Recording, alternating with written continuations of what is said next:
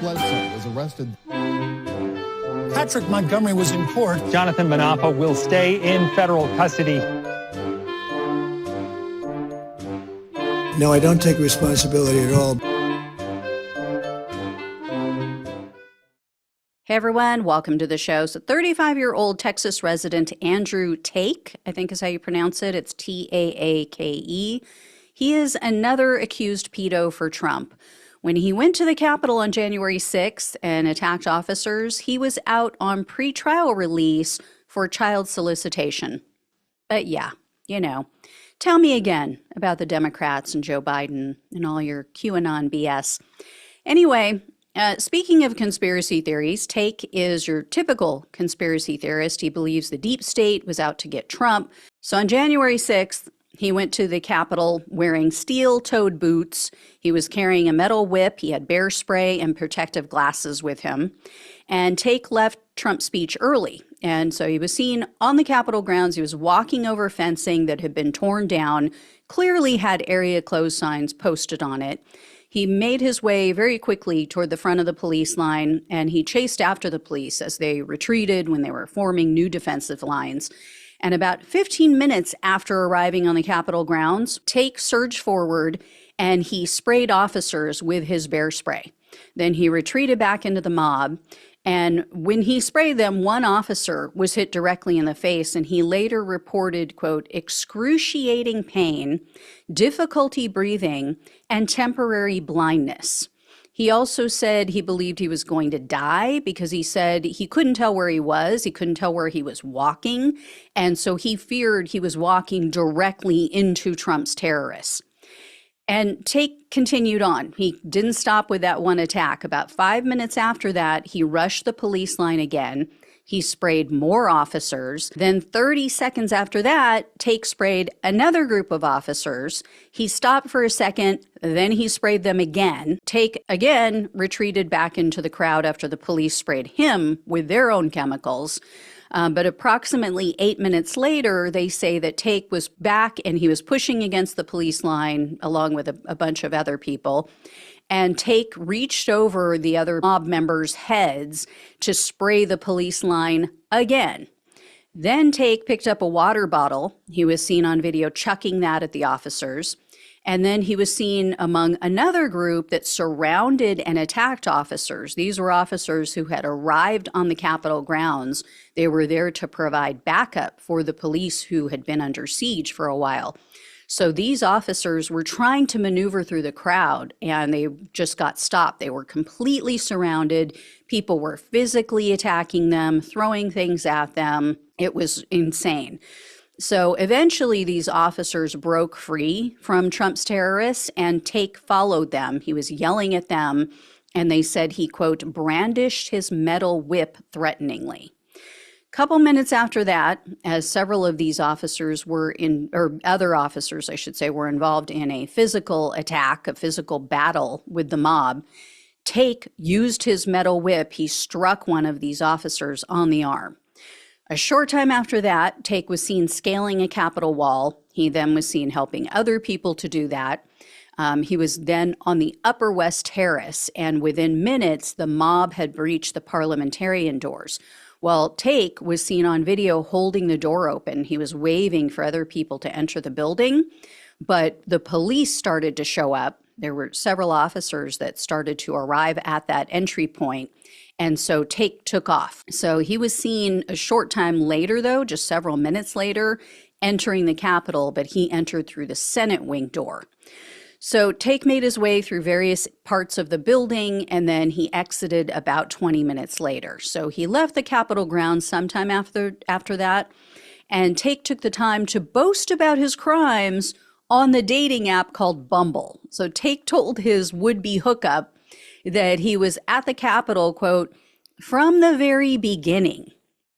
And he bragged about being tear gassed, about being pepper sprayed. Of course, though, he claimed that he was just, quote, peacefully standing there. Wasn't doing anything wrong, just stood there, got attacked by the police. As usual, he also blamed Antifa. He blamed the D.C. mayor, Democrats. He said they incited the violence. He told the woman, quote, Who do you think incited this violence? That's what they did all summer with BLM stuff.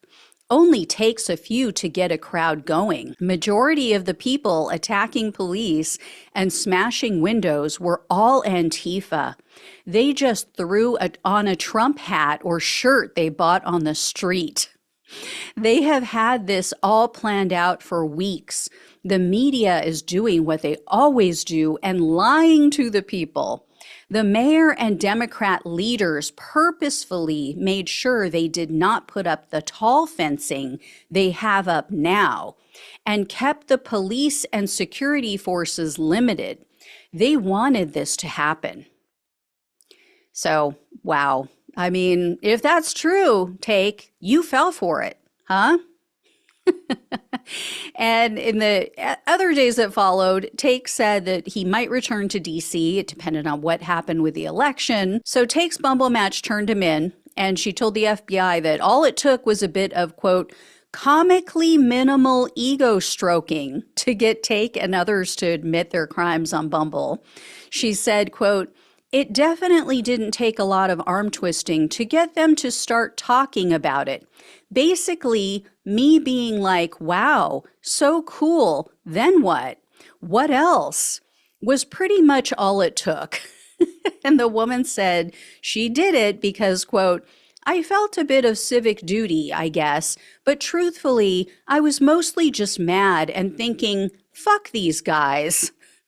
So Taake was arrested on July 23rd of 2021, and in a superseding indictment, he was charged with civil disorder, obstructing an official proceeding, 2 counts of assaulting officers with a dangerous weapon, entering a restricted building or grounds with a deadly or dangerous weapon, 2 counts of disorderly conduct, one of which also included a deadly or dangerous weapon enhancement, 2 counts of physical violence, one of those also included the deadly or dangerous weapon enhancement, and impeding passage on Capitol grounds.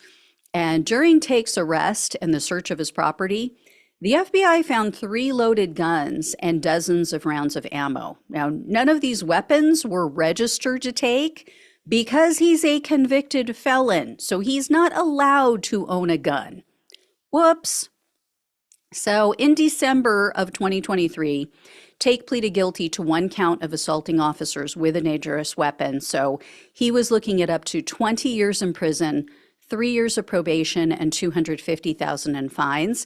But the prosecutor requested only 78 months in prison, 3 years of probation, and $2,000 in restitution, and a fine of $66,339. Now, they didn't say why that amount of money. I assume that's what he's raised online, but I don't know for a fact. And the prosecutor pointed out, Taake gave several interviews. He made many public statements after his arrest. He always downplayed his actions. He blamed everyone else for what happened that day. He even wrote a letter to the conspiracy theory website, The Gateway Pundit. They gladly published it, by the way. And in an interview with MAGA nutjob Stu Peters, Taake said that he hoped the release of the January 6 footage would show what a victim he was. He actually had the nerve to say that he was, quote, attacked by officers the instant that I walked onto the property. We were not told to leave. I did not see any signs that the area was closed. We weren't given any hand signals or signs to turn around. Nothing. Just instantly attacked by police. These people are deranged. It is no mystery why they support Rabid Dawn. And so much for Save the Children, huh? I mean, all of these MAGA platforms welcomed this accused child predator with open arms. They also apparently welcomed a longtime criminal because Taake has additional convictions that date back all the way to 2007. So there were some that were things like, possession of cocaine, but there was an intoxicated assault charge and conviction, which was he was driving under the influence, hurt someone very badly, crashed into their car, also driving without insurance or a license. And then in 2016, This is when Taake was arrested because he sent multiple explicit messages to someone that he believed was a 15-year-old girl. And he was trying to get her to meet up with him in person. So they agreed upon it, and he went to the address that was given by this supposed 15-year-old, and he was arrested because he was actually messaging an undercover officer. So that case is still pending. Then in 2022, while he was in jail for this case, for the January 6th case, he was found guilty of fighting with another inmate on 2 separate occasions. And then he was also found guilty of giving, or what they called giving or receiving money without authorization. And then in 2023, while he's still detained, Taake was written up for fighting again, fighting another inmate. So, menace to society. And Taake spoke at his sentencing hearing. He actually said he's, quote, not some violent, threatening monster. And then he apologized to one of the officers that he injured. The officer was in court. But Taake claimed, quote, I've never once tried to say I was innocent. I screwed up. I did things I should not have done. Really?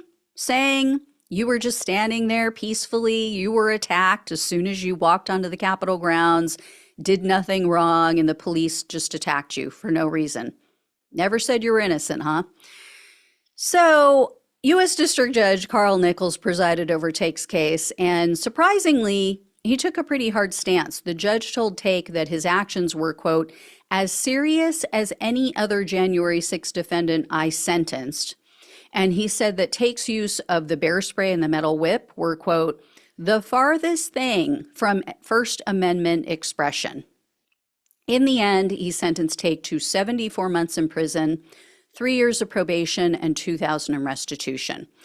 So good on Judge Nichols for once. I mean, between this and Steve Bannon's remand to prison, which he just ordered, I don't know. I think Nichols' ovaries are finally coming in. They're finally working or something. I don't know. Anyway, still not enough in my opinion, but, let's hope for a second conviction in the child solicitation case so we can keep this guy locked up for a very long time. And guess who won't be alive when he gets out? By the time Taake gets out, think about that. That'll put a smile on your face. Guess who will probably be 6 feet under? All right. Thank you all so much for watching and listening. Please like, share, and subscribe. Please donate if you possibly can. Love you all. Take care. Talk with you soon.